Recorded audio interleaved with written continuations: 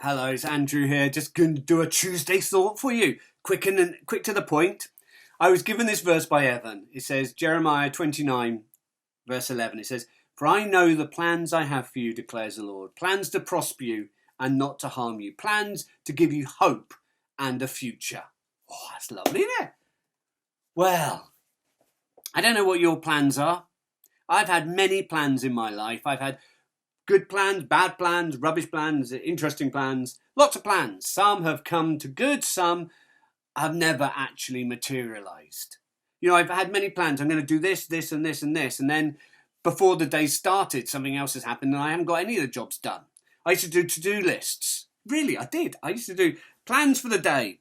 And it used to be so satisfactory if I ever actually completed the list. Because what often happened is I'd start with one plan. Simple plan. Going to cut the grass.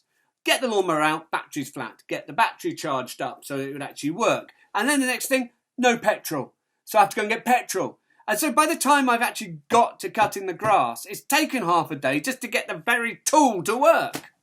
You know, you go to do something and things always happen.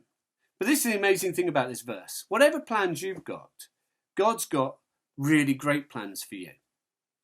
Really wonderful plans. And these plans will actually do you good. These plans will be the best plans because ultimately God's plan is this. You're going to have eternity with him, and that is real prosperity. To have a whole life, a whole eternity with God, not needing anything else but him.